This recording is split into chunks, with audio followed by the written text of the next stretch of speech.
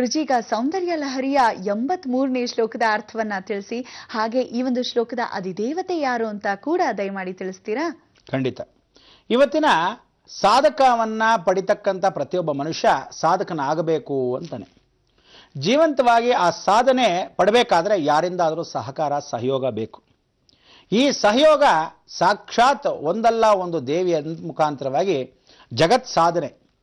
ಹೇಗಿದೆ ಸಾಧನೆ ಅಂದರೆ, ಇವತ್ತು ರಂಭಾಸುರ ರಾಕ್ಷಸನ ಸಂಹಾರ ಮಾಡಬೇಕಾದ್ರೆ ಕಣ್ಣಿಗೆ ಕಾಣದೇ ಇರತಕ್ಕಂಥ ರಾಕ್ಷಸ ಅದೃಶ್ಯವಾಗಿದ್ದರೆ ನೋಡಿದ್ಯಾವುದರಲ್ಲಿ ಬಾಳೆ ಎಲೆಯ ಮುಖಾಂತರ ಮಾತ್ರ ಕಂಡ. ಆ ದರ್ಶನವನ್ನು ಮಾಡಿರತಕ್ಕಂಥವ್ರು ಹೇಗೆ, ಭಗವಂತನೂ ಹಾಗೆ ಒಂದು ಜೀವದಿಂದ ಮತ್ತೊಂದು ಜೀವಕ್ಕೆ ಹೋಗೋ ಶಕ್ತಿಯನ್ನು ಕೊಡ್ತಾನ. ಈ ಜೀವ ಆತ್ಮ ಪರಮಾತ್ಮನ ಪಾದಕ್ಕೆ ಸೇರಕ್ಕೆ ಮೊದಲು ಇನ್ನೊಂದು ಆತ್ಮ ಇನ್ನೊಂದು ದೇಹವನ್ನು ಹೇಗೆ ಸೇರುತ್ತೆ, ಪ್ರತಿಯೊಬ್ಬನಿಗೂ ಅದನ್ನು ಒಂದು ವಿಶೇಷವಾಗಿರ್ತಕ್ಕಂಥ ಪ್ರವೇಶ ಅಂತ ಕರಿತೀವಿ. ಆ ಪ್ರವೇಶ ಏನು ಎತ್ತ ಅಂತ ತಿಳ್ಕೊಳ್ಳೋಕೆ ಮೊದಲು ಶಂಕರಾಚಾರ್ಯರನ್ನ ಸ್ವಾಗತಿಸ್ಬಿಡೋಣ. ಆದಿಶಂಕರ ಲೋಕಗುರು ಸ್ವಾಗತಂ ಸುಸ್ವಾಗತಂ.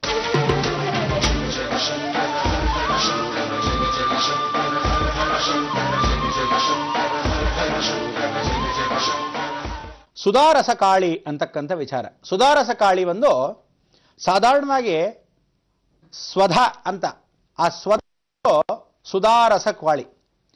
ಸ್ವಧ ಅಂತಕ್ಕಂಥವಳು ಏನು ಅಂದರೆ, ಆತ್ಮ ತನ್ನ ಮೇಲೆ ತಾನೇ ಸ್ವಭಾವನೆಯನ್ನ ಸಣ್ಣ ಸ್ವಾಭಿಮಾನದಿಂದ ಜಗತ್ತನ್ನ ತಾನೇ ಸ್ವಯಂಭೂಹು ಆಗಿರತಕ್ಕಂಥ ದೇವಿ.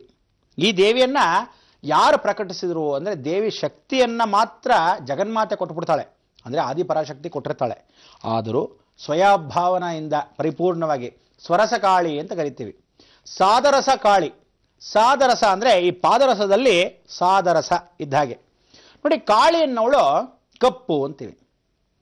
ಕಾಳಿ ಅಂದರೆ ಅವಳು ಯಾರಿಗೂ ಬೇಡದಿದ್ದವಳು ಅಂತ. ಕಾಳಿ ಅಂತಕ್ಕಂಥವಳು ತನ್ನ ನಿರ್ವಾಣ ಸ್ವರೂಪದಲ್ಲಿ ತಪೋಯಜ್ಞವನ್ನ ಮಾಡತಕ್ಕಂಥವಳು ಅಂತ. ಕಾಳಿ ಅಂದರೆ ಸ್ವಯಂಭೂಹವಾಗಿ ತಾನೇ ಅವತಾರ ಪಟ್ಟಿರೋಳು ಅಂತ. ಹಿಮಾಲಯದಲ್ಲೇ ಸ್ವರ್ಣಗೌರಿ ಆಗಕ್ಕೆ ಮೊದಲು ಅವಳನ್ನ ಕಾಳಿ ಅಂತ ಕರೆದ್ರು. ದುರ್ಪ್ರಯೋಗ ಅಂದರೆ ಪ್ರತಿಪೂರ್ವಕವಾಗಿ ಯಾರು ಉಪಯೋಗಿಸ್ಕೊಳ್ಳೋಳು ಮಾಟ ಮಂತ್ರ ಯಂತ್ರ ತಂತ್ರಕ್ಕೆ. ಈ ದೇಹದಿಂದ ಮತ್ತೊಂದು ದೇಹಕ್ಕೆ ಹೋಗೋ ಆತ್ಮಗಳೆಲ್ಲ ಯಮಧರ್ಮರಾಜನ ಕೇಳ್ಕೊತಾರೆ. ಸಾಧಾರಣವಾಗಿ ಎಲ್ಲ ಧರ್ಮದಿಂದ ನಿಷ್ಠೆಯಿಂದ ಇರ್ತಕ್ಕಂಥವ್ರು ಪ್ರಾರ್ಥನೆ ಮಾಡ್ಕೊತಾರೆ. ಪರಮಾತ್ಮ ಯಮಧರ್ಮರಾಜನು ಹಾಗೆ ಈ ದೇವಿಯನ್ನ ಸ್ಮರಣೆ ಮಾಡ್ಕೊಂಡು ಕೇಳ್ಕೊತಾನೆ, ಜಗನ್ಮಾತೆ ಇವತ್ತಿನ ದಿವಸ ನನಗೆ ಯಾರಿಗೂ ಕೊಡದೇ ಇರತಕ್ಕಂಥ ಪೋರ್ಟ್ಫೋಲಿಯೋ ನನಗೆ ಕೊಟ್ಟರು, ಆದರೆ ಎಷ್ಟು ಜನ ಸಾಯ್ತಾ ಇದ್ದಾರೋ ಆ ಕಾಲದಿಂದ ಈ ಕಾಲದವರೆಗೂ ಎಲ್ಲರೂ ದೂರೋದು ನನ್ನೊಬ್ಬನ್ನೇ.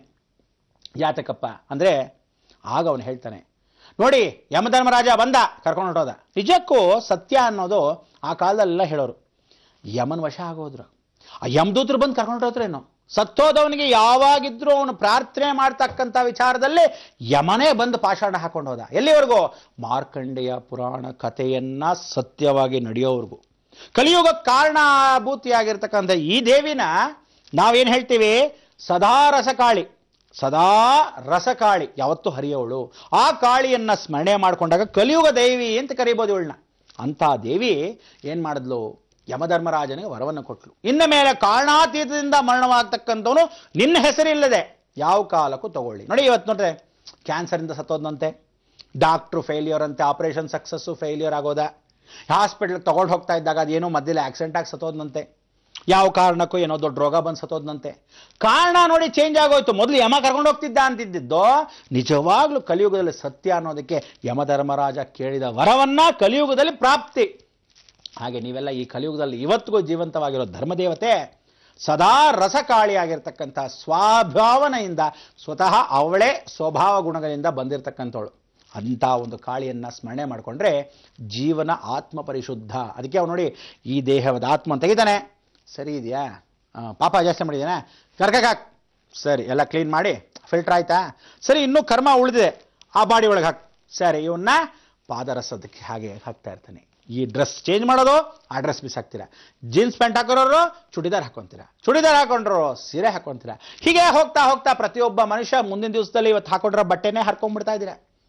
ಅಂದ್ರೆ ಕಾಲಾಯ ತಸ್ಮೈ ನಮ್ಮ ಕಾಲಚಕ್ರ ತಿರುಗಲೇಬೇಕು. ಬಟ್ಟೆ ಹಾಕೊಂಡೇ ಬಂದ್ವಿ, ಹಾಗೇ ಓಡಾಡ್ತಿದ್ವಿ, ಬಟ್ಟೆನ ಕಂಡಿಡ್ದು ಕೊಟ್ಟ, ಇವತ್ತು ಹಾಕೊಂಡ್ರ ಬಟ್ಟೆನ ಕತ್ತರಿಸ್ಕೊಂಡು ಹೋಗ್ತಾ ಇದೀವಿ. ಮುಂದೆ ಬಿಟ್ಕೊಂಡು ಹೋಗೋದೇನೋ ಗೊತ್ತೇ ಇದೆಯಲ್ಲ, ಲಂಗೋಟಿ. ಅದಕ್ಕೆ ಪುಟ್ಗೋಸಿನ ನಾವು ಹೇಳ್ತಾ ಇರ್ತೀವಿ. ಇಂತಹ ಒಂದು ಜೀವನದಲ್ಲಿ ಪ್ರತಿಯೊಬ್ಬ ಮನುಷ್ಯ ಯಾವತ್ತು ತಿಳ್ಕೊಳ್ಳಿ, ಕಾಲಚಕ್ರ ತಿರುಗಬೇಕಾದ್ರೆ ಏನಾಗಿತ್ತೋ ಅದೇ ಹಿಸ್ಟ್ರಿ ರಿಪೀಟ್ಸ್. ಹಾಗೆ ನಾವು ಪರಕಾಯ ಪ್ರವೇಶವನ್ನು ಜಗತ್ತಿಗೆ ಹೇಳ್ಕೊಟ್ಟಿದ್ದು ಆದಿಶಂಕರಾಚಾರ್ಯರು. ಈ ದೇವಿಯನ್ನು ಸ್ಮರಣೆ ಮಾಡಿದ್ದು ಆ ದೇಹಕ್ಕೆ ಹೋಗಿ ಅವಳು ಕೇಳಿದ್ಲು ಮಂಡನ್ ಮಿಶ್ರ ಹೆಂಡತಿ, ನನ್ನ ಗಂಡ ಸೋತೋಗ್ತಾನೆ ಅಂತ ಒಂದೇ ಮಾತಿಗೆ what is the meaning of sex ಅಂತ ಕೇಳಿದ್ಲು. ಅಂದ್ರೆ ಅರ್ಥ ಇಷ್ಟೇ, ಸಂಸಾರ ಅಂದರೆ ಏನು ಅರ್ಥವಾಗಲ್ಲ ನಿಮಗೆ. ಆಗ ಅವನು ಶಂಕರಾಚಾರ್ಯರು ಮದುವೆ ಆಗದೆ ಇದ್ದಾಗ ಆ ಜನ್ಮ ಬ್ರಹ್ಮಚಾರಿ ಆಗಿದ್ರು. ಏನು ಮಾಡಿದ್ರು? ಮಹಾರಾಜರ ದೇಹಕ್ಕೆ ಪರಕಾಯ ಪ್ರವೇಶನ ಇದೇ ದೇವಿಯನ್ನು ಸ್ಮರಣೆ ಮಾಡಿಕೊಂಡಾಗ, ಜಗಜ್ಜನನಿ ನನಗೆ ಆ ಪರಕಾಯ ಪ್ರವೇಶವನ್ನು ಕೊಡು, ಆ ಶಕ್ತಿ ಕೊಡೋಳು ಇವಳು. ಅಂದರೆ ಅರ್ಥ, ತಾಯಿಯಾದವಳು ತನ್ನ ಮಗು ನೋಡ್ಬಿಟ್ಟು ಆ ಮಗು ನಾನಾಗಿದ್ರೆ ಅಂತ ಹೇಳಿ ಆ ತಾಯಿ ಊಟವನ್ನು ಮಾಡಿಸ್ತಾಳೆ. ಇನ್ನೊಬ್ಬ ಶತ್ರು ಆಗಿದ್ರೆ ಆ ನೋವು ನನಗೆ ಬಂದಿದ್ರೆ ಅಂತ ಅನ್ಕೊಂಡಾಗ ಮಾತ್ರ ಆ ನೋವು ಏನು ಅಂತ ಗೊತ್ತಾಗೋದು. ಅದಕ್ಕೆ ಅವರ ಜಾಗದಲ್ಲಿ ನಾವಿದ್ದೀವಿ ಅನ್ಕೊಳ್ಳೋ ಭಾವನೆ ಇದೆಯಲ್ಲ, ಆವಾಗ ಆ ಪರಕಾಯ ಪ್ರವೇಶ ಆತ್ಮವನ್ನು ಅಲ್ಲಿ ಕಳಿಸಿ ಅವನ ಕಷ್ಟ ಏನು ಅಂದರೆ ದೂರದಿಂದ ನೋಡೋದಲ್ಲ, ಒಳಗಡೆ ಪ್ರವೇಶ ಮಾಡಬೇಕು. ಅದೇ ಆತ್ಮವಿಶ್ವಾಸ. ಇಂಥ ಆತ್ಮವಿಶ್ವಾಸವನ್ನು ಕೊಡ್ತಕ್ಕಂಥ ಈ ದೇವಿಯ ಶ್ಲೋಕವನ್ನು ನೋಡ್ಬೋದು, ಅನುಭವಿಸೋಣ. ಶ್ರುತೀನಾಂ ಮೂರ್ಧಾನೋ ದಧತಿ ತವ ಯೌಷೇಖರತಯಾ ಮಮಾಪ್ಯೇತೌ ಮಾತಃ ಶಿರಸಿ ದಯಯಾ ಧೇಹಿ ಚರಣೌ ಯಯೋಃ ಪಾದ್ಯಂ ಪಾಥಃ ಪಶುಪತಿ ಜಟಾಜೂಟತಟಿನೀ ಯಯೋಃ ಲಾಕ್ಷಾಲಕ್ಷ್ಮೀಃ ಅರುಣಹರಿ ಚೂಡಾಮಣಿರುಚಿಃ ಶ್ರುತೀನಾಂ ಮೂರ್ಧಾನೋ ದಧತಿ ತವ ಯೌಷೇಖರತಯಾ ಮಮಾಪ್ಯೇತೌ ಮಾತಃ ಶಿರಸಿ ದಯಯಾ ಧೇಹಿ ಚರಣೌ ಯಯೋಃ ಪಾದ್ಯಂ ಪಾಥಃ ಪಶುಪತಿ ಜಟಾಜೂಟತಟಿನೀ ಯಯೋಃ ಲಾಕ್ಷಾಲಕ್ಷ್ಮೀಃ ಅರುಣಹರಿ ಚೂಡಾಮಣಿರುಚಿಃ. ಚೂಡಾಮಣಿ ರುಚಿಯನ್ನ ನೋಡಬೇಕು ಅನ್ನೋಕ್ಕಿಂತ ಸವಿಬೇಕು. ಚೂಡಾಮಣಿ ಯಾವತ್ತು ಯಾರು ತಂದುಕೊಟ್ಟಿದ್ದು, ಶಮಂತಕಮಣಿ ಯಾರು ತಂದುಕೊಟ್ಟಿದ್ದು ಅಂದರೆ, ಚೂಡಾಮಣಿ ಅನ್ನೋದು ರಾಮನಿಗೆ ಸೀತೆಗೆ ಇದ್ದಕ್ಕಂಥ ಅನುಬಂಧ. ಅದಕ್ಕೆ ಕಣ್ಣಿಗೆ ಕಾಂಡಿದ್ದು ಯಾರಿಗೆ ಅಂದರೆ ಸಾಕ್ಷಾತ್ ಆಂಜನೇಯನಿಗೊಬ್ಬನಿಗೆ. ಅದನ್ನು ನೋಡಿ ಸವಿದಾಗ ಈ ದೇವಿ ಸದಾರಸ ಕಾಳಿಯನ್ನು ಸ್ಮರಣೆ ಮಾಡಿಕೊಂಡ ಆಂಜನೇಯ. ಆಗ ಅವಳು ಕಣ್ಣಿಗೆ ಕಾಣದೇ ಇರೋದನ್ನ ಕಂಡಿತು. ಸೀತಾಮ್ನವ್ರು ಮತ್ತೆ ವಾಪಸ್ ಬಂದರು ರಾವಣನಿಂದ. ಹಾಗೆ ಇವಳು ಬಂದಾಗ ಇವಳೇ ನಿಜವಾಗ್ಲೂ ನನ್ನ ಹೆಂಡತಿನ ಅಂದಾಗ, ಆತ್ಮದಿಂದ ಹೀಗೆ ನೋಡಿದಾಗ ಆ ಸದಾರಸ ಕಾಳಿಯನ್ನು ಸ್ಮರಣೆ ಮಾಡಿಕೊಂಡಾಗ ಅವಳ ಮಾಂಗಲ್ಯದಲ್ಲಿ ಲಾಮ ಸೀತಾ, ಆ ರಾಮ ಸೀತಾ ಅನ್ನೋ ಎರಡು ಮಾಂಗಲ್ಯ ಒಳಭಾಗದಲ್ಲಿ ಆತ್ಮವಿಶ್ವಾಸ ಇನ್ನೂ ಇತ್ತು ಅನ್ನೋದಕ್ಕೆ ರಾಮ ತೋರಿಸ್ಕೊಟ್ಟಿದ್ದು ನಿಜವಾದ ವಾಗ್ದೇವಿ.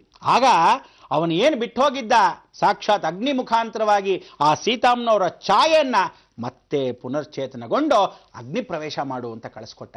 ಜಗತ್ತೇನು ಅನ್ಕೊಂತು, ಬಂದವಳನ್ನ ಶುಚಿರ್ಭೂತ ಮಾಡಬೇಕು ಅನ್ಕೊಂಡ್ರು.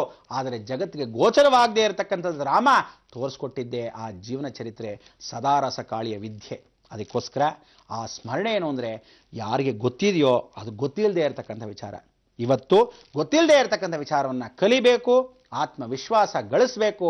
ಅವರಲ್ಲಿದ್ದಾಗ ನಾನು ಹಾಗಿದ್ರೆ ಹೇಗಾಗ್ತಿತ್ತು, ಅದಕ್ಕೆ ನಾನು ಅದನ್ನು ಅನ್ನದಾನ ಮಾಡಬೇಕು ಅಂತೀವಿ. ಅಂದರೆ ಒಂದು ಭಿಕ್ಷದವ್ರು ನೋಡೋದ ತಕ್ಷಣಕ್ಕೆ ನಾವು ಆ ಪರಿಸ್ಥಿತಿ ಇದ್ದರೆ, ದೇವ್ರು ನಮಗೆ ಚೆನ್ನಾಗಿಟ್ಟಿದ್ದಾನೆ, ದಾನ ಧರ್ಮ ಮಾಡಿ, ನನಗೆ ದುಡ್ಡು ಕಾಸು ಐಶ್ವರ್ಯ ಅಂತಸ್ತೆಲ್ಲ ಕೊಟ್ಟಿದ್ದಾನೆ, ಸಂತೋಷ. ಆ ದಾನ ಧರ್ಮವನ್ನು ಮಾಡಿದಾಗ ಯಾರಿಗಿಲ್ವೋ ಅದನ್ನು ಲಭ್ಯವಾಗಲಿ, ನಾನು ಅವನ ಸ್ಥಳದಲ್ಲಿ ನಿಂತ್ಕೊಂಡು ನೋಡಬೇಕು ಅನ್ನೋದು ಹೆಣ್ಣಿಗಾಗಲಿ ಗಂಡಿಗಾಗಲಿ ಅರಿವಾಗೋದೇ ಜೀವಂತ ರಸಖಾಳಿಯಾಗಿರ್ತಕ್ಕಂಥ ದೇವಿ ಸ್ಮರಣೆಯನ್ನು ಮಾಡಿಕೊಂಡಾಗ ಇದು ಸೌಂದರ್ಯ ಲಹರಿ. ಇಂಥ ಜೀವನ ಸುಂದರವಾಗಕ್ಕೆ ಪ್ರತಿದಿನ ಪ್ರತಿಕ್ಷಣ ಸೌಂದರ್ಯ ಲಹರಿ.